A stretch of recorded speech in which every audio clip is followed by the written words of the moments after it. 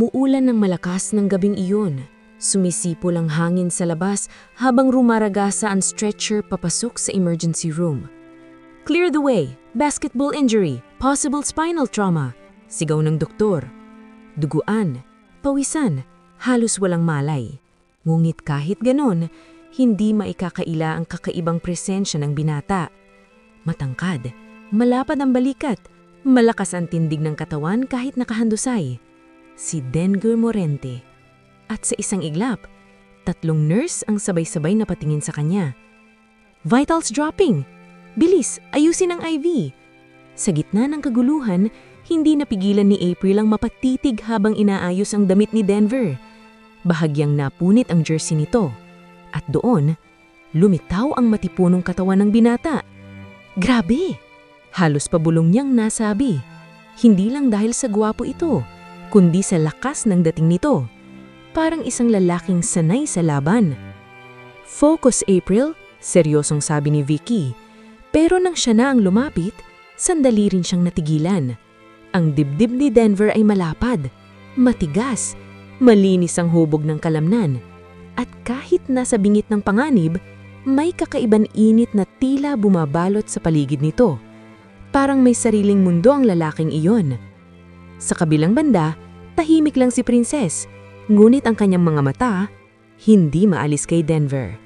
Mula ulo hanggang sa mga kamay nito, mahahaba, matipuno, at kahit walang malay, may kakaibang otoridad ang presensya nito. Parang kahit hindi gumagalaw, may kontrol pa rin siya sa paligid. "Name?" tanong ng doktor. "Denver Morente," sagot ng isang nurse matapos makita ang ID. Biglang natahimik ang paligid. "Morente? Yung bilyonaryo?" Tumanggo ang doktor, at sa sandaling iyon, mas lalong naging misteryoso ang lalaking nakahiga sa harap nila. Matapos ng ilang oras, naging tahimik ang ICU, ngulit isang masakit na katotohanan ang bumagsak. Severe spinal cord injury, posibleng mawalan siya ng galaw sa kalahati ng katawan. Parang bumigat ang hangin. Isa-isang pumasok ang 3 nurse sa kwarto niya matapos ang shift. Hindi nila alam kung bakit, pero parang may humihila sa kanila. Naunang lumapit si Vicky. Inayos niyang kumot ni Denver. Mahigpit ang kanyang mukha, pero sa loob, may kakaibang kaba. "Hindi ka pwedeng matalo," bulong niya. Sumunod si April. Dahan-dahan niyang hinawakan ang kamay ng binata. "Mainit pa. Buhay. At lalaban ka, ha? Promise?" Mahinang niyang sabi, parang kinakausap ang sarili. At sa huli, si Princess. Tahimik siyang lumapit. Pinagmasdan ang mukha ni Denver. Ang labi nito, ang matibay na panga, at ang katawan nitong kahit sugatan ay tila nananatiling dominante. Lumapit siya ng kaunti, mas lalo, at saka bumulong. "Hindi pa ito ang katapusan mo." Saglit siyang tumigil, at sa unang pagkakataon, may kakaibang ningning ang kanyang mga mata. Dahil simula pa lang ito ng lahat. Hindi nila alam na ang gabing iyon ang magiging simula ng isang komplikadong ugnayan. 3 babae, 3 puso, 3 lihim na damdamin na unti-unting gigising, at isang lalaking kahit halos hindi na makagalaw ay may kapangyarihang baguhin ang kanilang mundo. Ngunit habang lumalalim ang kanilang pag-aalaga, mas lalong umiinit ang tensyon, at darating ang araw na ang simpleng pagtingin ay magiging isang delikadong pagnanasa. Lumipas ang ilang araw. Unti-unting nagising ang mundo ni Denver Morente, ngunit hindi tulad ng dati. Isang umaga, bahagya niyang iminulat ang kanyang mga mata. Maputi ang kisame, tahimik ang paligid, at ang mahinang tunog ng makina ang unang sumalubong sa kanya. "Good, you're awake." Isang boses ang narinig niya. Si Vicky. Nakatayo sa tabi ng kama, hawak ang clipboard, seryoso ang muka, ngunit halata ang pag-aalala sa kanyang mga mata. "Done." Pilit niyang sambit, ngulit paus ang kanyang boses. "Relax, huwag ka munang magsalita," sagot ni Vicky. Ngunit may kakaiba. Sinubukan ni Denver igalaw ang kanyang kamay, Isa lang ang gumalaw. Ang isa, hindi. Sinubukan niyang igalaw ang kanyang mga paa. Wala. Parang hindi niya ito nararamdaman. Biglang bumilis ang tibok ng kanyang puso. Anong nangyayari? Pilit niyang tanong. Napatingin si Vicky sa doktor na kakapasok lang. At doon, ibababa ang katotohanang babago sa buhay niya. Denver, mahinahong panimula ng doktor. Nakaranas ka ng severe spinal cord injury. Tumigil ang mundo. Sa ngayon, kalahati ng katawan mo ay hindi pa tumutugon. Parang may bumagsak na mabigat sa dibdib niya. Hindi. Ibig mong sabihin, hindi niya matapos. Hindi niya kayang tanggapin. Temporary o permanent, hindi pa natin masasabi. Dagdag ng doktor, pero kailangan mo ng matinding therapy at tulong araw-araw. Tahimik. Mabigat. Masakit. Unti-unting pumikit si Denver. At sa unang pagkakataon, may tumulong luha sa gilid ng kanyang mata. Sa labas ng kwarto, nagtipo ng 3 nurse. Si Vicky, si April, at si Princess. Pare-parehong tahimik, ngunit ramdam ang tensyon. Kailangan niya ng personal nurse, sabi ng doktor habang naglalakad palayo. Yung tututok sa kanya, pagligo, pagkapalit ng damit, therapy assistance, sandaling katahimikan. At doon nagsimula ang hindi inaasahang pagtatalo. Ako na ang bahala. Agad na sabi ni Vicky, matatagang boses. Excuse me? Sabat ni April. Nakakunot ang noo. Hindi lang pagiging stricto ang kailangan niya. Kailangan niya ng someone na magpapasaya sa kanya. Ako yun. Nairap si Vicky. This is not a joke, April. At hindi rin ito robot training, Vicky. Balik ni April. Tahimik lang si Princess sa gilid. Ngunit nang magsalita siya, tumihimik ang dalawa. Ako ang pipiliin niya. Diretso. Kalmado. Pero may bigat na palingon ang dalawa sa kanya. At bakit naman? Tanong ni Vicky.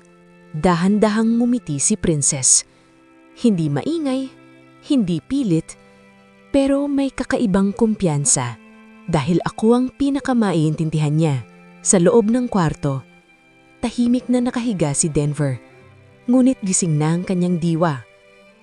Naririnig niya mga goses sa labas, ang pagtatalo, ang mga pangalang pamilyar na, at sa kabila ng sakit, may kakaibang pakiramdam ang unti-unting gumigising sa kanya. 3 babae, 3 presensya, 3 magkaibang mundo. At ngayon, kailangan niyang pumili. Muling bumukas ang pinto. Sabay-sabay pumasok ang 3 nurse. Nagtitingan sila. At saka sabay na tumingin kay Denver. Parang may silent na laban. Denver, mahinang sabi ni April. Lumapit. Ako ang mag-aalaga sa'yo. Dagdag ni Vicky. Tahimik lang si Princess. Ngulit ang kanyang mga mata ay diretsyo sa kanya. Parang may sinasabi nang hindi kailangan ng salita. Napatingin si Denver sa kanilang 3. Pagod. Nasasaktan. Nalilito. Pero sa kabila ng lahat, may isang bagay na malinaw. Ang buhay niya ay tuluyang nagbago. At ang 3 babaeng ito ay magiging bahagi ng bagong mundo na kailangan niyang harapin. Ngulit sa pagpili ni Denver, may masasaktan, may maiinggit, at may gagawa ng paraan para makuha siya. Tahimik ang buong kwarto nang pumasok sina Vicky, April at Princess. Pare-pareho silang nakatayo sa harap ng kama ni Denver Morente, tila mga mandirigmang naghihintay ng hatol. Ilang araw nang nasa ospital si Denver at kahit hirap pa rin siyang tanggapin ang nangyari sa kanyang katawan, kailangan na niyang magdesisyon. Kailangan niya ng personal nurse, isang tao na tututok sa kanya sa mga susunod na linggo. Isang taong magpapakain sa kanya, magpapalit ng damit, magpapaligo at tutulong sa bawat sandali ng kanyang kahinaan. At alam niyang ang pipiliin niya ay may masasaktan. Denver, mahinang sabi ng kanyang ama, si Don Esteban Morente. habang nakatayo sa gilid. Pili ka na kung sino ang komportable ka. Napatingin si Denver sa tatlong nurse. Naunang bumungad sa kanya si Vicky, seryosa, organisado at palaging kontrolado ang emosyon. Mukha pa lang nito parang bawal magkamali sa harap niya. Sumunod si April, palangiti, magaang kasama, at laging may dalang kakaibang sigla sa kwarto. At si Princess, tahimik, elegante, at may mga matang tila kayang basahin ang lahat ng nasa isip niya. Hindi agad nakapagsalita si Denver. Sa totoo lang, nalilito siya. Bawat isa sa kanila ay may kakaibang dating. Bawat isa ay may katangiang hindi niya maipaliwanag kung bakit nakakakuha ng atensyon niya. Huminga siya ng malalim. Ayaw kong isa lang, bigla niyang sabi. Nagkatinginan ng tatlo. Ano? Sabay-sabay nilang tanong.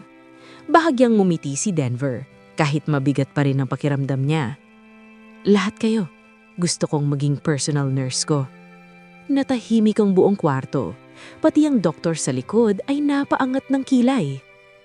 Denver, hindi laro ito, seryosong sabi ng kanyang ama. Hindi po ako naglalaro. Tugon niya. Ayokong maging unfair. Lahat sila may kakayahan. At pakiramdam ko, iba-ibang maitatulong nila sa akin. Napakurap si April. Wait, ibig mong sabihin, hati-hati kami? Tumanggo si Denver. Si Princess, Monday at Wednesday. Bahagyang napaataas ang sulok ng labi ni Princess, ngunit agad niya ring itong itinago. Si Vicky, Tuesday at Thursday. Napatawid si Vicky, tila nanalo sa isang tahimik na laban. At si April, Friday at Saturday. Napaawang ang labi ni April bago siya napangiti ng malaki. Wow, may schedule pa talaga. At Sunday, dagdag ni Denver habang tumitingin sa kanyang ama at ina. Pamilya ko ang mag-aalaga sa akin. Muling natahimik ang lahat. Ngunit sa pagkakataong ito, iba na ang bigat ng hangin. Hindi ito ang inaasahan ng tatlong nurse. Akala nila isa lang ang mananalo. Isa lang ang lalapit. Isa lang ang magiging malapit sa binata. Pero sa isang desisyon ni Denver, lahat sila ay nabigyan ng pagkakataon. Lahat sila ay magkakaroon ng sariling araw. Lahat sila ay magkakaroon ng panahon para makilala siya ng mas malalim. Pagkalabas ng doktor at pamilya ni Denver, naiwan ng apat sa kwarto. Si April ang unang nagsalita. So, parang contest na rin ito? Nakangising biro niya. Hindi ito contest, malamig na sabi ni Vicky, kahit halatang may tensyon sa boses. Tahimik lang si Princess, pero ang kanyang tingin ay matalim kay Denver. Parang may lihim siyang iniisip. Habang nakahiga si Denver, napatingin siya sa kisame. Hindi niya alam kung tama ba ang ginawa niya. Pero isang bagay ang sigurado. Sa bawat araw na dadaan, mas lalo niyang makikilala ang tatlong babaeng ito. At sa uunting paggaling ng kanyang katawan, may isa sa kanila ang posibleng makabihag ng kanyang puso. Ngunit sa isang larong damdami na sabay-sabay nilang papasukin, sino kaya ang unang masasaktan? At sino ang unang magmamahal ng totoo? Tahimik ang umaga. Banayad ang sikat ng araw na tumatago sa kurtina ng silid ni Denver Morente. At sa araw na iyon, si Princess ang naka-duty. Maingat siyang pumasok sa kwarto. Tahimik, eleganteng kumilos. Good morning, Denver. Mahina niyang bati. Dahan-dahang napalingon si Denver. At sa unang pagkakataon mula nang magising siya, may kakaibang kapayapaan siyang naramdaman. Morning, tugon niya. Bahagyang paus pa rin ng boses. Today, tutulungan kitang maligo. Diretsong sabi ni Princess. Walang halong kaba. Walang pag-aalinlangan. Profesional. Ngunit may kakaibang lambing sa tono. Sa loob ng banyo, maingat niyang inalalay si Denver. Dahan-dahan. Kontrolado. Alam na alam niya ang bawat galaw. Kung paano iiwasan ng sakit. Kung saan dapat humawak. Humalo ang tunog ng tubig sa katahimikan. At sa bawat patak, parang mas lalong nagiging sensitibo ang paligid. Habang inaabot niya ang tuwalya, Bahagyang napahinto si Princess. Hindi niya inaasahan ang buong anyo ni Denver sa harap niya. Ang katawan nitong hinubog ng laro. Matipuno, malinis ang hubog ng kalamnan. Kahit nasa ganitong kalagayan, may kakaibang lakas pa rin ang presensya nito. Napalunok siya. Sandali, mabilis, ngunit sapat para maramdaman niya ang biglaang init sa kanyang dibdib. Princess, okay ka lang? Tanong ni Denver. Napansin ang kanyang katahimikan. Yes, sagot niya. Agad bumalik sa sarili. Ngunit hindi niya maikaila. May nagbago. Habang binibihisan niya si Denver, mas lalo silang nagkalapit. Halos magdikit ang kanilang balat. Ramdam niya ang init nito. Ang natural na amoy ng katawan ng binata. Malinis, ngunit may kakaibang hatak. Hindi niya may paliwanag kung bakit, pero tila may kung anong gumitising sa loob niya. Pinilit niyang maging kalmado, kontrolado, profesional. Ngunit sa bawat paghawak niya, sa bawat paglapit, may kakaibang sensasyon na hindi niya pa nararamdaman noon. Isang init, isang pagnananasang pilit niyang pinipigilan. Samantalang si Denver, tahimik lang. Ngunit napapansin niya ang bawat kilos ni Princess. Ang paraan ng paghawak nito, hindi malamig, hindi rin sobra, sakto, pero may lalim. Ang galing mo, bigla niyang nasabi. Napatingin si Princess sa kanya. Sa pag-aalaga. Bahagyang ngumiti si Princess. Isang ngiting hindi niya dalas ipakita. Trabaho ko to, sagot niya. Pero sa loob, alam niyang hindi lang iyon. Pagkatapos ng lahat, naupo si Princess sa tabi ng kama. Tahimik, ngunit ang kanyang isipan ay magulo. Bakit ganito? Bulong niya sa sarili. Hindi niya maintindihan. Hindi niya dapat maramdaman iyon.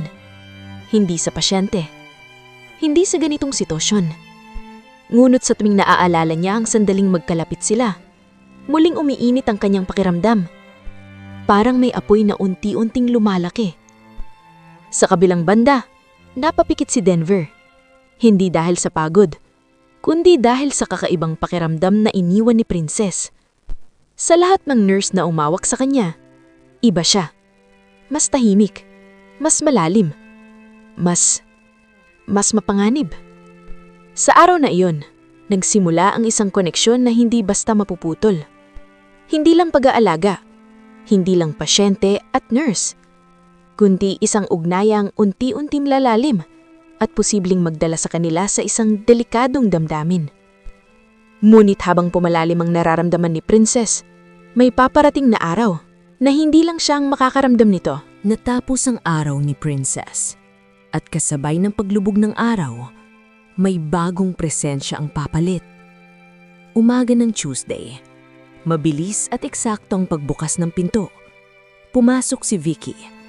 Maayos ang uniforme, diretso ang tindig, walang emosyon sa mukha. Ngunit sa likod ng kanyang pagiging istrikto, may isang anyong hindi maikakaila. Hubog ng katawan na natural na mapang-akit. At sa araw na iyon, may sarili siyang plano. Good morning, Denver. Diretso, walang lambing, ngunit matalim ang tingin. Morning, tugon ni Denver. Bahagyang nagtataka. Iba si Vicky. Hindi siya tulad ni na April o Princess. Mas kontrolado, mas delikado. Simulan na natin ang routine mo, sabi ni Vicky habang inaayos ang gamit. Ngunit sa bawat galaw niya, may kakaibang kumpiyansa. Hindi niya minamadali ang kilos. Parang sinasadya niyang maging kapansin-pansin. Habang inaayos niya ang kumot ni Denver, bahagyang yumuko si Vicky. At sa sandaling iyon, hindi sinasadya o marahil sinadya niya, ay nahagip ng paningin ni Denver ang kurba ng kanyang katawan.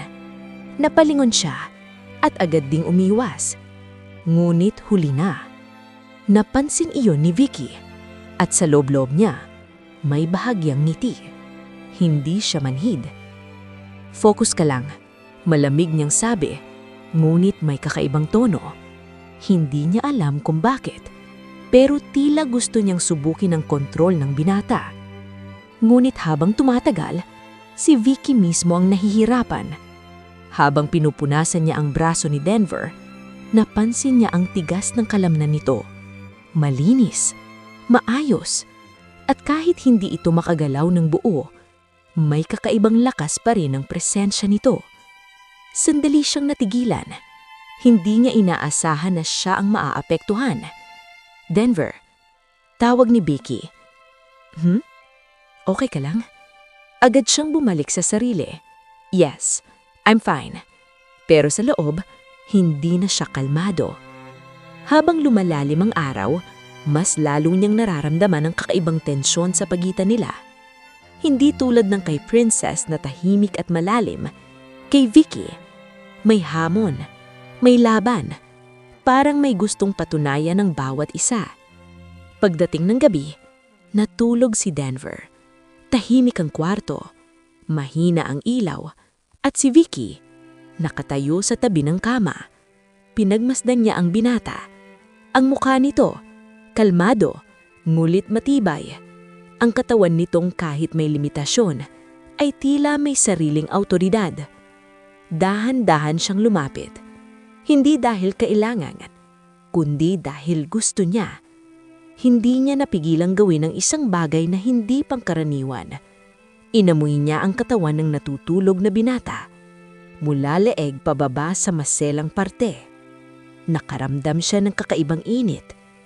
Sandali siyang tumigil, huminga ng malalim, at sa hindi niya maintindihang dalasan, parang hinahanap niya ang presensya nito.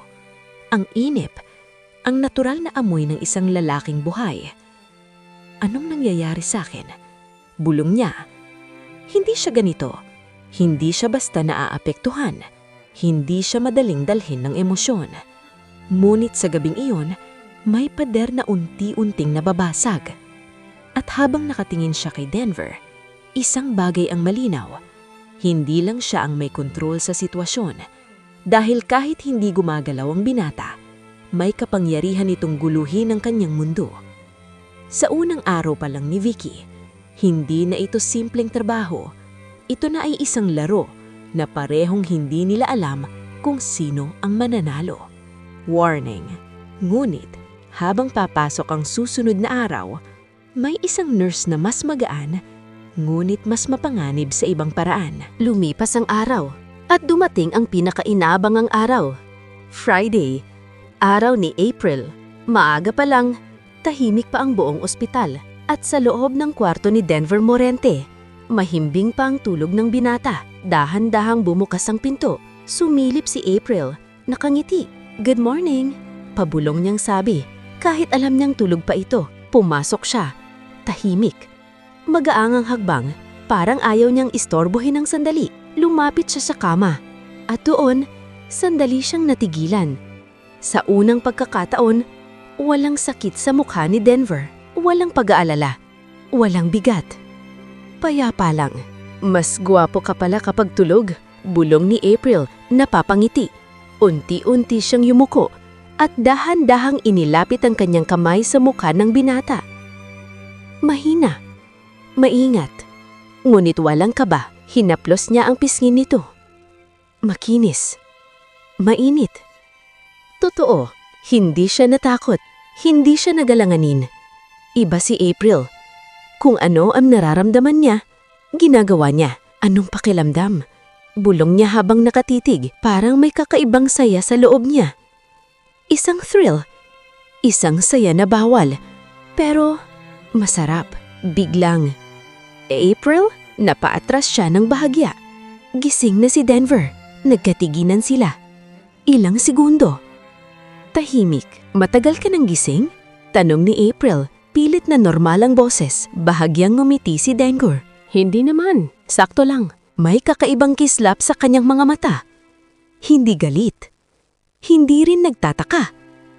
Parang natutuwa. Sorry, sabi ni April, pero hindi seryoso. Okay lang, sagot ni Denver. At sa tono nito, parang wala siyang balak pigilan ng dalaga. Okay, since gising ka na, masiglang sabi ni April, agad bumalik sa pagiging kalog. Ligo time. Sa loob ng banyo, mas lalong lumalim ang tensyon. Hindi tulad ng kay Vicky na may kontrol o kay Princess na tahimik. Kay April, magaan. Pero mapusok. Relax ka lang, sabi niya habang inaalayayan si Denver. Ngunit sa bawat hawak niya, may kumpiyansa. Walang pag-aalinlangan. Mas malapit siya. Mas diretso. Mas walang takot. Hindi ka ba naiilang? Tanong ni Denver. Bahagyang napapangiti. Sa'yo? Sagot ni April. Tinaasan siya ng kilay. Hindi. Diretso. Walang filter. Napatawa si Denver ng mahina. At sa unang pagkakataon mula nang maaksidente siya, parang may bumalik na liwanag sa kanya. Habang nagpapatuloy ang pag-aalaga ni April, hindi niya iniisip kung tama o mali. Hindi niya iniisip ang limitasyon. Ang mahalaga sa kanya, ang sandali at sa bawat tawa niya, sa bawat ngiti niya. Unti-unting nawawala ang bigat sa dibdib ni Denver. Pagkatapos, tahimik silang nagkatitigan. Ngunit hindi awkward. Hindi mabigat, alam mo? Sabi ni Denver. Ngumiti si April. Mas maganda ba yun o mas delikado? Bahagyang ngumiti si Denver. Pareho. At sa araw na iyon, hindi lang katawan ni Denver ang natulungan ni April, kundi pati ang kanyang puso. Ngunit habang papasok ang susunod na linggo, mas lalong lalalim ang ugnayan nilang apat. At ang simpleng pag-aalaga, unti-unting magiging isang larong hindi na nila makokontrol. Lumipas ang mga araw. Paulit-ulit ang routine. Pag-aalaga, therapy, katahimikan. Ngunit sa kabila ng lahat, hindi pa rin bumabalik ang galaw ng kalahati ng katawan ni Denver Morente. At kasabay ng unti-unting paggaling ng kanyang katawan, mas lalong umiinit ang mundo sa paligid niya. Dumating ang Miyerkules, araw ni Princess. Ngunit kakaiba ang pakiramdam niya ng araw na iyon. Hindi siya kalmado. Hindi siya kontrolado. Parang may kung anong gumugulo sa loob niya. Tahimik ang kwarto. Mahimbing ang tulog ni Denver. At si Princess, nakatayo sa tabi ng kama. Nakatitig. Bakit ganito? Bulong niya sa sarili. Hindi niya maintindihan. Bakit sa tuwing nakikita niya ang binata, parang may humihila sa kanya palapit. Dahan-dahan siyang luhapit. Mas malapit. Hanggang sa halos maramdaman na niya ang init ng katawan nito. Umupo siya sa gilid ng kama. At sa isang sandaling hindi niyo na napigilan, bahagya siyang sumandal. Malapit. Masyadong malapit. Hanggang ikiniskis ng dalaga ang perlas niya sa kargada ng binata. Pero pareho pa din ng dati. Wala pa rin itong kahit anong reaksyon. Kahit konting tigas man lang ay bigo siya. Hindi niya alam kung ilang segundo ang lumipas. Ngunit sapat iyon para maramdaman niya ang tibok ng sariling puso. Mabilis. Magulo. Princess, mahinang ungol ni Denver sa kanyang pagtulog. Parang may nararamdaman. Parang may presensya siyang alam. Napapikit si Princess. At doon, tuluyan siyang nadala ng sandali. Hindi na siya ang kalmadong nurse. Hindi na siya ang tahimik na babae. Isa na siyang taong nadadala ng emosyon. Ngulit. Click. Biglang bumukas ang pinto. Princess? Napaatras si Princess. Napalingon siya. Nakatayo sa pintuan si Vicky. Matigas ang mukha. Malamig ang mga mata. Ngulit halata ang galit. Anong ginagawa mo? Malamig na tanong ni Vicky. Tahimik. Mabigat. Hindi agad nakasagot si Princess. Ngunit hindi siya umatras. Sa halip, tumingin siya diretso kay Vicky. Trabaho ko ito. Sagot niya. Kalmado, ngunit may diin. Trabaho? Napairap si Vicky. Ganito ba ang pag-aalaga? Lumapit siya. Mas malapit. Hanggang sa halos magkatapat na sila. Mas iniintindi ko siya kesa sa'yo. Dagdag ni Princess. Talaga? Balik ni Vicky. Bahagyang ngumisi. O baka masyado ka lang nadagala. Tahimik ang kwarto. Ngunit ang tensyon, halos pumutok. Sa kama, Bahagyang nagmulat ng mata si Denver. Nararanig niya ang lahat. Ngunit hindi siya gumagalaw. Hindi siya nagsasalita. Pinagmamasdan niya. Nararamdaman niya. At sa kauna-unahang pagkakataon, napagtanto niya kung gaano kalalim ang emosyon ng dalawang babae para sa kanya. Hindi mo siya pag-aari. Malamig na sabi ni Vicky. At ikaw rin hindi. Sagot ni Princess. Nagkatitigan sila. Parehong hindi umaatras. Parehong matatag. Ngunit sa loob, parehong naglalaban. Hindi lang sa pagtatrabaho, kundi sa isang bagay na unti-unti nang lumalalim. Sa araw na iyon, hindi lang pag-aalaga ang nangyari, kundi ang simula ng isang matinding labanan. At habang nakahiga si Denver, isang bagay ang malinaw. Hindi na simpleng pagpipilian ang mangyayari. Dahil ang tatlong babaeng nasa paligid niya ay unti-unti nang nahuhulog at wala nang gustong umatras. Ngunit sa pagpasok ng susunod na araw, may isang tao ang nakakaramdam ng kakaibang tensyon at posibleng magpasiklab ng mas matinding gulo. Hindi pinalagpas ni Vicky ang kanyang nakita. Buong gabi siyang hindi mapakali. Paulit-ulit sa isip niya ang eksenang nadatnan niya. Si Princess masyadong malapit kay Denver. Hindi iyon normal. Hindi iyon basta pag-aalaga. Kinabukasan, maaga siyang dumating sa ospital, direksyo sa locker room, at hindi nagtagal, dumating si Princess. Tahimik, kalma, parang walang nangyari. Princess? Tumigil si Princess. Hindi siya lumingon agad, ngulit ramdam niya ang bigat ng boses ni Vicky. Ano yon? Malamig niyang sagot. Dahan-dahang humarap si Vicky, matigas ang tingin. Akala mo ba hindi ko papansinin yung nakita ko? Tahimik, ngunit ramdam ang tensyon. Kung ano man yun, wala kang karapatan, panimula ni Princess. May karapatan ako, putol ni Vicky, dahil mali yun at pwede kitang i-report. 1 segundo, 2, 3, ngunit imbes na mataranta, ngumiti si Princess. Isang maliit, ngunit kumpiyansang ngiti. Talaga? Mahina niyang sabi. Napakunot ang noo ni Vicky. Anong ibig mong sabihin? Dahan-dahang inilabas ni Princess ang kanyang cellphone at pinindot ang screen. Bago mo ako i-report, itinaas niya ang cellphone at ipinakita ang video.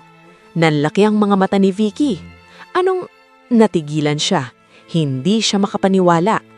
Sa video, kitang-kita siya. Isang gabi, sa loob ng kwarto ni Denver.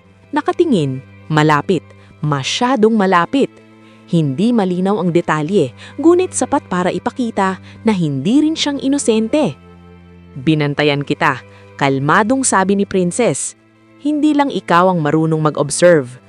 Napalunok si Vicky, parang nawalan siya ng lakas. I-delete mo yan, madiin niyang sabi. Umiling si Princess. Hindi pa. Tahimik, ngunit mabigat ang pagitan nila. Pareho tayong may dahilan kung bakit tayo nandun. Dagdag ni Princess, at pareho tayong may tinatago. Napapikit si Vicky. Ayaw niyang tanggapin, pero alam niyang tama. Kung magsusumbong ka, patuloy ni Princess, isinasama mo ang sarili mo. Dahang-dahang napaupo si Vicky sa bench, napahawak sa noo. Damn! Ilang sandali ang lumipas, walang nagsasalita, hanggang sa, anong gusto mo? Tanong ni Vicky. Diretso, pagod. Ngumiti si Princess, hindi manakit, hindi rin palaban, kundi parang may kasunduan na siyang iniisip. Simple lang, sagot niya. Walang magsasalita. Napatingin si Vicky sa kanya. Tapos, trabaho lang sa harap ng iba, pero kung ano man ang nararamdaman natin, sandali siyang tumigil. At ginagawa natin, tumingin siya diretso sa mata ni Vicky. Mananatili sa atin. Tahimik. Huminga ng malalim si Vicky at sa huli, tumanggo siya. Fine. Nagkatinginan sila, hindi bilang magkaaway, hindi bilang magkaibigan, kundi bilang dalawang taong may iisang lihim.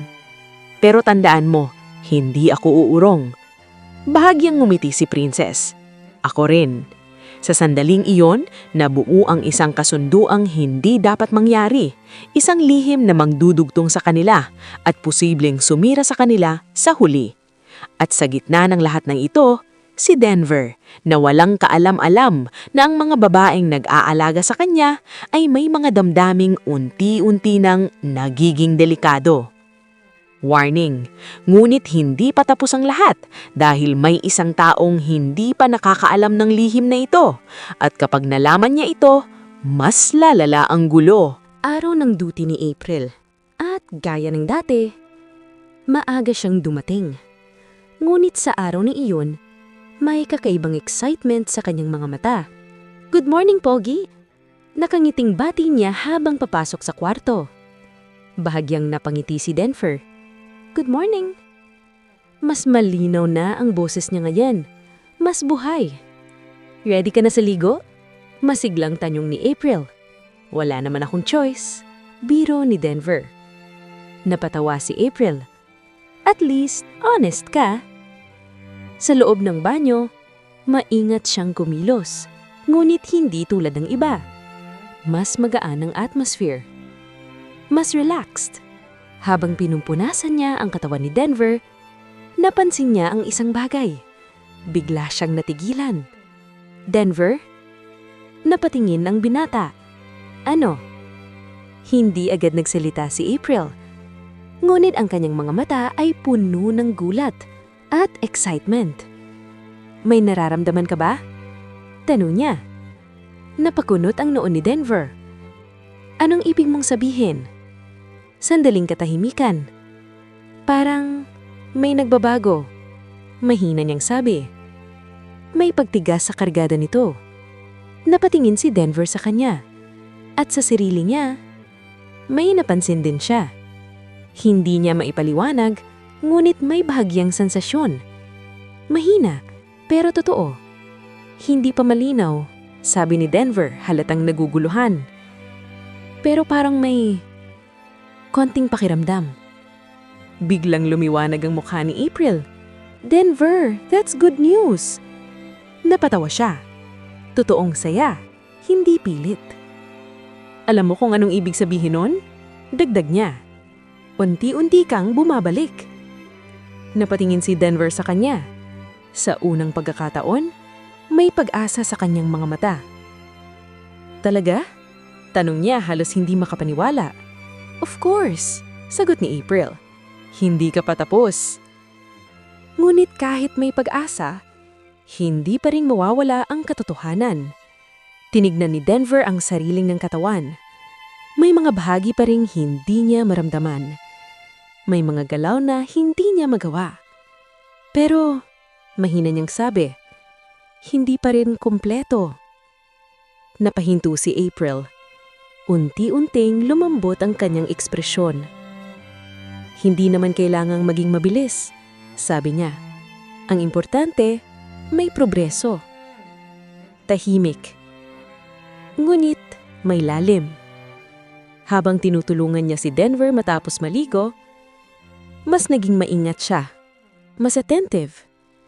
Hindi na siya basta kalog. Hindi na lang basta masayahin. Sa sandaling iyon, isa siyang nurse na may malasakit at isang babaeng unti-unting naaapektuhan. "Salamat, April," biglang sabi ni Denver. Napatingin siya. "Para saan?" "Sa'yo, mas madaling tanggapin lahat." Sandali siyang natahimik at sa unang pagkakataon, hindi siya nakasagot agad. "Edi good," pilit niyang biro. Pero halata, tinamaan siya. Sa araw na iyon, hindi lang katawan ni Denver ang nagpakita ng senyales ng pagbabago, kundi pati ang damdamin nilang dalawa. At sa likod ng lahat, may dalawang pares ng mata ang nagmamasid. Si Vicky at si Princess. Tahimik, ngulit may selos, may kaba, at may takot.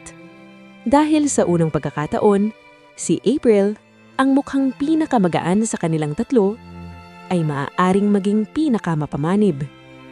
Ngunit habang lumalalim ang koneksyon ni Denver at April, may isang revelasyon ang paparating. na maaaring tuluyang magbago sa kanilang lahat. Maagang-maaga pa lamang ng araw na iyon. Tahimik ang buong private wing ng ospital at tanging mahihinang yapak lamang ang maririnig sa hallway. Sa loob ng silid ni Denver Morente, abala si Vicky sa pag-aayos ng mga gamit nito. Gaya ng dati, maingat at istrikto ang bawat galaw niya. Wala siyang sinasayang na oras. Sa totoo lang, gusto niya ang mga araw na siya ang naka-duty. Mas may pagkakataon siyang makalapit kay Denver nang walang istorbo. "Maaga ka na naman," mahinang sabi ni Denver habang nakahiga sa kama. Hindi na ganoon kabigat ang boses nito kumpara noon. Mas buhay na, mas may lakas. "Trabaho ko ito," simpleng sagot ni Vicky habang inaayos ang unan nito. "Ayokong may pumalpak." Bahagyang ngumiti si Denver, sanay na siya sa pagiging mataray nito. Ngulit sa likod ng malamig na pananalita ni Vicky, nararamdaman niya ang kakaibang pag-aalada. Bago pa makasagot si Denver, biglang bumukas ang pinto. Pumasok ang chief doctor, may kasamang isang babae na agad nagpabago sa ihip ng hanin sa loob ng silid. Matangkad, elegante, mahaba ang buhok na maayos ang bagsak sa balikat, nakasuot ng puting coat na tila sadyang bumagay sa kanyang matapang, gungit magandang mukha. Halatang hindi pangkaraniwan ang dating nito. "This is Dr. Monica Agaton. She just arrived from abroad. Spinal Rehabilitation Specialist." Napalingon si Denver. At sa isang iglap, tila bumalik ang mga taon. "Monica?" Halos pabulong niyang sabi. Bahagyang ngumiti ang babae. Ngumit ang ngiting iyon ay may kasamang lungkot, pananabik at kung anong matagal nang kinikimkim. "Hello, Denver." Parang tumigil ang mundo ni Vicky. Napatingin siya kay Denver at doon niya nakita ang ekspresyon nitong matagal na niyang hindi nasilayan. Isang gulat na may halong saya. "Kilala mo siya?" Tanong ni Vicky pilit pinapakalma ang sarili. Hindi agad nakasagot si Denver. Si Monica ang sumagot. "Kababata ko siya. Magkapitbahay ang mga pamilya namin noon." Napatingin si Denver kay Monica. Unti-unting bumalik sa isip niya ang mga alaala. Ang batang babaeng laging nakaalalay sa kanya kapag sugatan siya sa laro, ang kaklase niyang tahimik ngulit palaging nasa tabi niya, at ang dalagitang bigla na lang nawala nang mag-abroad. "I thought you'd never come back," sabi ni Denver, mahina ngunit totoo. "Akala ko rin," sabi ni Monica, "pero nang mabalitaan ko ang nangyari sa iyo, hindi ko kayang manatili sa malayo." Tahimik si Vicky, ngunit sa loob niya'y may kung anong kumikirot. Hindi simpleng pag-aalala ang naroon sa mga mata ni Monica. May lalim, may kasaysayan, may pagmamahal. Lumapit si Monica sa kanilang ni Denver at dahan-dahang tiningnan ang chart nito. Ngunit higit sa chart, tila si Denver mismo ang mas gusto niyang pagmasdan. "Gagawin ko ang lahat para matulungan kang makabangon ulit," sabi niya. Napatitig si Denver sa kanya. Sa tono pa lamang nito, parang may higit pa sa pagiging doktor ang dahilan ng kanyang pagbabalik. At tama nga siya.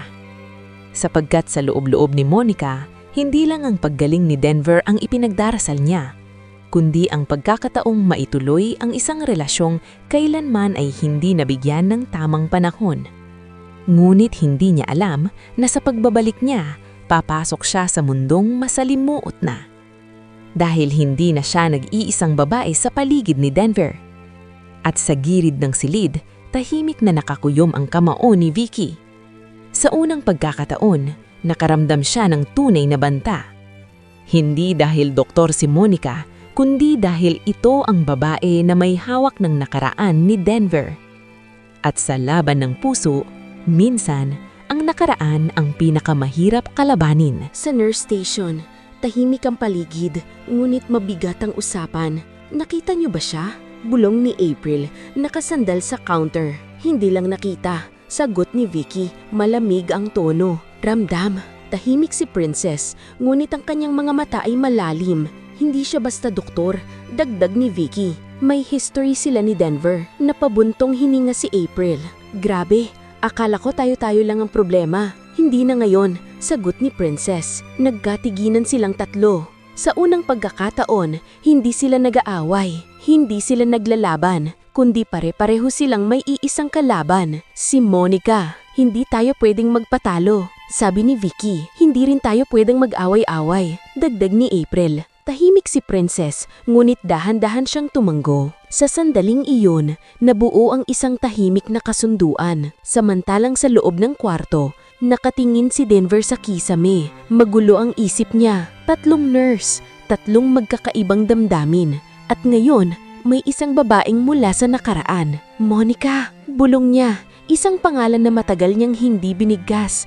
Isang damdaming akala niya'y nakalimutan na. Ngunit sa puso niya, hindi niya maitanggi na may kung anong gumagalaw muli. Bakit ngayon ka pa bumulik? Bulong niya. Biglang bumukas ang pinto. Pumasok si April. Oy, nag-iisip ka na naman? Nakangiting bati niya. Ngunit sa likod ng ngiti, may kaba. Ready ka na? Dagdag niya. Bahagyang ngumiti si Denver. Sa tingin mo may choice ako? Napatawa si April. Sa loob ng banyo, mas tahimik ang atmosphere. Hindi tulad ng dati na puro biro at tawanan. May kakaibang tensyon. Habang inaalayanan niya si Denver, mas naging maingat siya, mas conscious. Okay ka lang? Tanong ni April. Hindi ko alam, sagot ni Denver. Tungkol kay Monica? Tahimik. Tumanggo si Denver. Hindi ko alam kung ano ang nararamdaman ko. Sabi niya, parang bumalik lahat. Napahinto si April.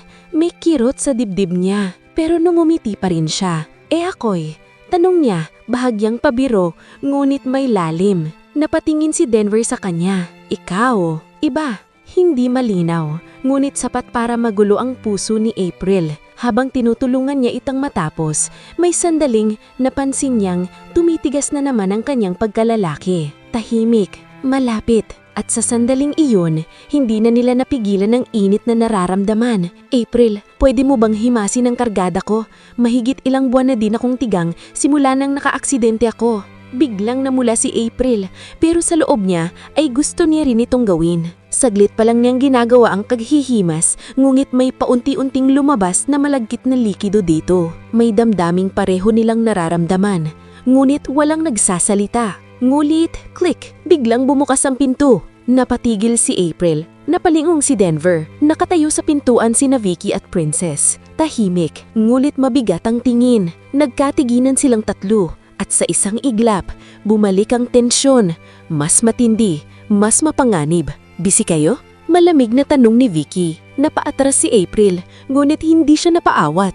Trabaho ko to, sagot niya. Ngunit sa mga mata ni Princess, may kakaibang kislap.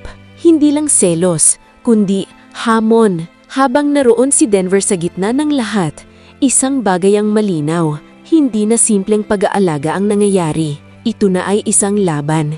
Isang laban ng puso, ng pagnanasa, ng nakaraan at kasalukuyan. At sa laban na ito, may masasaktan, may mawawala, at may magwawagi. Ngunit, sa pagpasok ni Monica sa eksena, mas lalong magiging magulo ang lahat.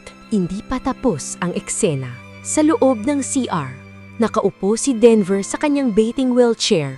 Walang saplot, walang maitatago, at walang takas sa sitwasyong kanyang kinaroroonan. Sa harap niya, 3 babae, 3 magkaibang anyo ng pagnanasa. Si April, nakatingin ng diretsyo, walang takot. Si Vicky, matigas ang ekspresyon, ngunit halatang may nag-aalab sa loob. At si Princess, tahimik, ngunit ang mga mata ay puno ng matinding emosyon. Hindi na ito tama. Mahina, ngunit mading, sabi ni Vicky.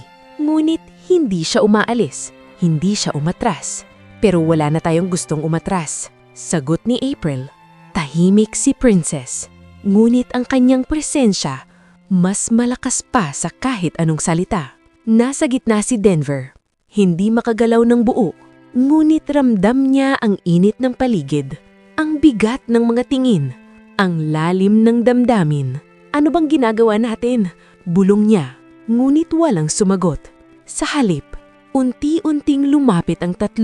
Hindi sabay-sabay, hindi nag-uunahan, ngunit pare-parehong may layunin.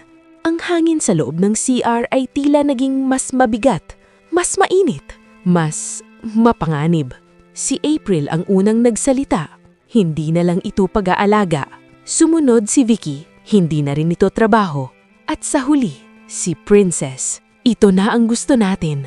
Tahimik, ngunit malinaw. Napapigit si Denver. Hindi dahil sa takot, kundi dahil sa damdaming na hindi na niya kayang itanggi. 3 babae. Pare-parehong malapit. Pare-parehong may damdamin na hindi na nila tinatago. Sa sandaling iyon, hindi na mahalaga kung sino ang tama o mali. Hindi na mahalaga kung ano ang dapat. Ang mahalaga, ang nararamdaman nila. Ngunit sa gitna ng init at tensyon, may isang bagay na hindi nila napapansin. Sa labas ng pinto, may isang taong nakatayo, tahimik. Ngunit nanlalamig ang mga mata. Si Dr. Monica Agaton. Naririnig niya ang mga boses. Nararamdaman niya ang kakaibang tensyon sa loob. At kahit hindi niya nakikita, alam niya, ganito na pala, bulong niya sa sarili. Mahigpit niyang hinawakan ang doorknob, ngunit hindi siya pumasok. Hindi pa. Dahil sa sandaling iyon, isang desisyon ang nabubuo sa kanyang isip. Kung kailangan niyang lumaban, hindi siya uurong. At sa loob ng CR, hindi pa nila alam na ang init na nararamdaman nila ngayon ay simula pa lang ng mas malaking apoy na paparating.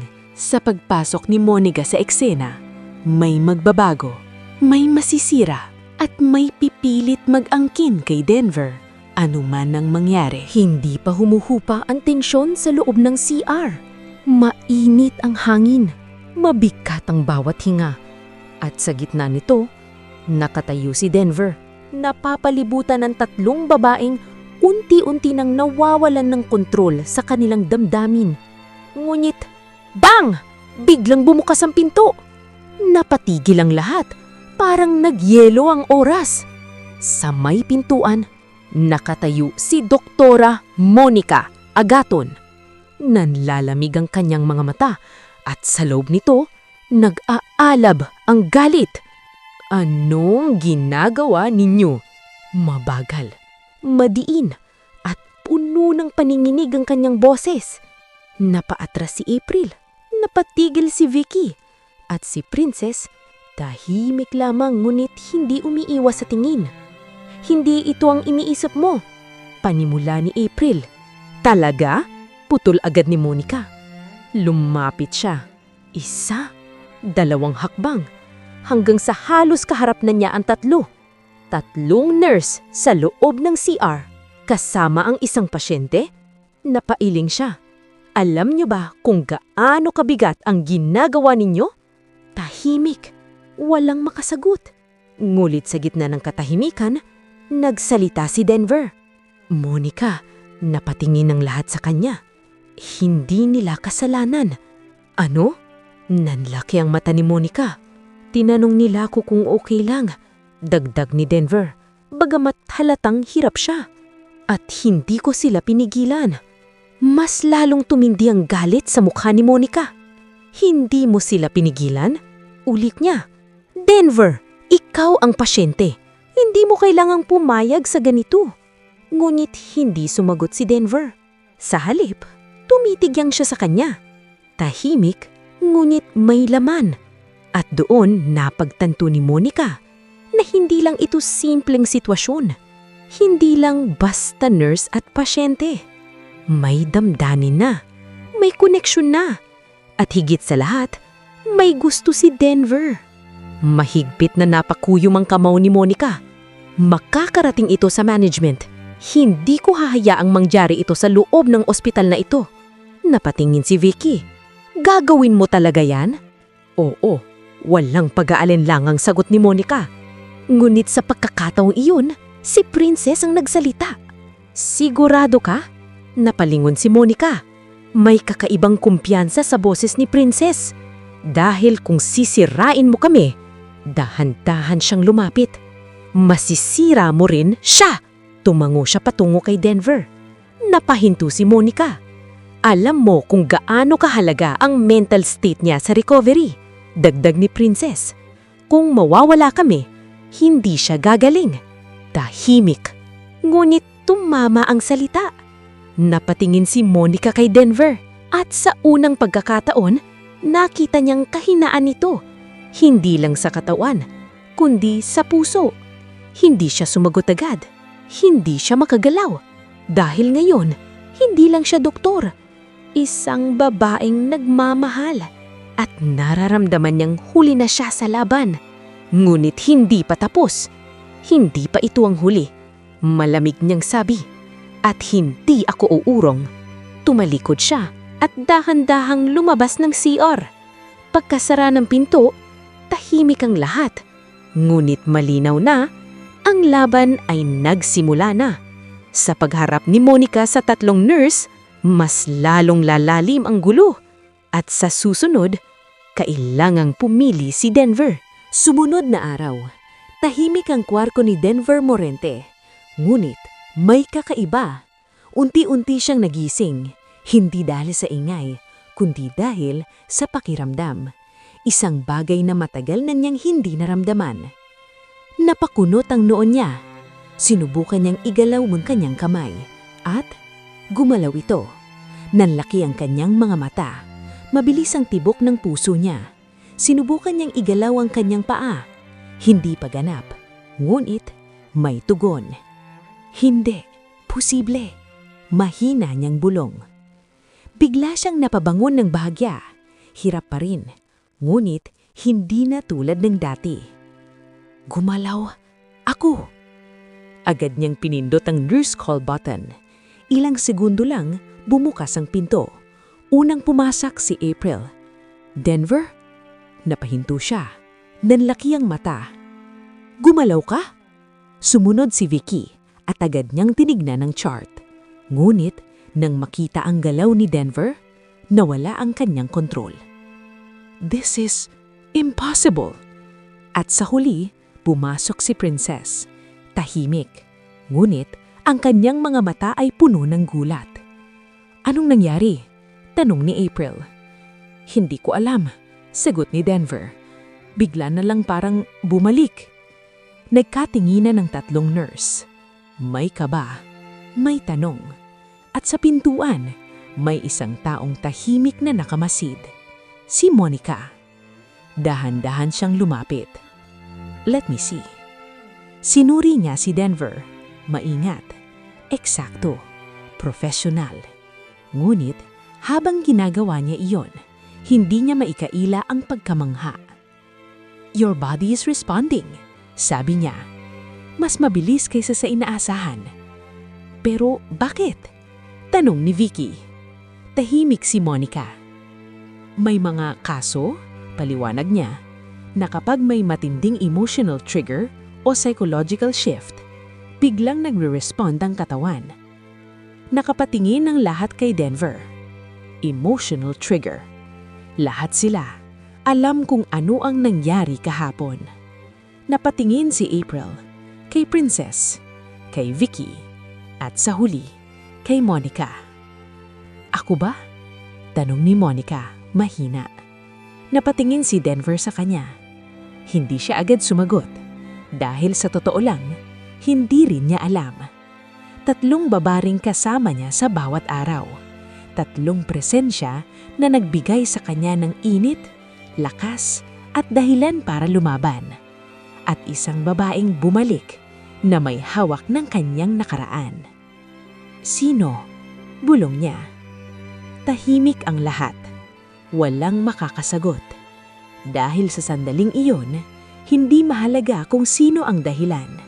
Ang mahalaga, may bumalik, may nagbago. Ngunit kasabay ng kanyang paggaling, mas lalo lamang lalalim ang gulo. Dahil ngayon, hindi na siya ang lalaking walang kakayahan. Isa na siyang lalaking kailangang pumili. Sa pagitan ng nakaraan at ng 3 babaeng unti-unting bumihag sa kanyang puso. Ngunit sa kanyang pagaling, may isang desisyon na hindi na niya maiiwasan. Dumating ang araw ng paglabas ni Denver Morente sa ospital. Maaga pa lang ay abala na ang lahat. Sa wakas, matapos sa mga linggo ng sakit, therapy, pagkalito at matinding emosyon, handa na siyang bumalik sa mundo sa labas. Hindi pa man lubusang normal ang kanyang katawan, malaki na ang ipinagbago niya. Kaya na niyang igalaw ang kalahati ng katawan niya. Kaya nang tumayo sa tulong ng tungkod at higit sa lahat, bumalik na rin ang liwanag sa kanyang mga mata. Ngunit sa araw na iyon, hindi lang paggaling ang kailangan niyang harapin. Kailangan na niyang pumili. Sa loob ng pribadong silid, naroon sina Vicky, April, Princess at Dr. Monica Agaton. Pare-parehong tahimik, ngunit halata sa kanilang mga muka ang kaba. Si Vicky, matigas pa rin ang anyo ngunit halatang may lungkot sa mga mata. Si April, pilit na nakangiti ngunit tila handa ng masaktan. Si Princess, tahimik at kalmado ngunit halatang may kinikimkim na matinding damdamin. At si Monica, ang babaeng mula sa nakaraan, ang kababata niyang minsang muntik na niyang mahalin. Huminga ng malalim si Denver. Bago ako umalis, panimula niya, gusto kong magpasalamat sa inyong lahat. Walang nagsalita. Kayong apat ang naging parte ng paggaling ko, hindi lang sa katawan, kundi pati sa puso ko. Napababa ng tingin si April. Napakurap si Vicky. Tahimik lang si Princess. Samantalang si Monica ay diretso lamang ang tingin sa kanya. Akala ko dati, patuloy ni Denver, ang kailangan ko lang ay gumaling para makabalik sa dating buhay ko. Pero mali ako, dahil habang hindi ako makadalaw, saka ko nakita kung sino ang tunay na mga taong nagpaiyak, nagpasaya, at nagpatatag sa akin. Nagkatiginan ng apat na babae. At ngayon, sabi niya, pipili na ako. Parang huminto ang oras. Napahigpit ang kapit ni April sa tray na hawak niya. Napakuyom si Vicky. Napapikit si Princess. At si Monica, bahagyang huminga ng malalim. Tumingin si Denver kay Monica. Monica, ikaw ang alaala ng isang panahon na akala ko'y babalikan ko. Bahagyang natigilan ng doktora. Totoo ang naramdaman ko noon, dagdag niya. Pero ngayon ko lang naintindihan na hindi lahat ng naiwan pag-ibig ay dapat balikan.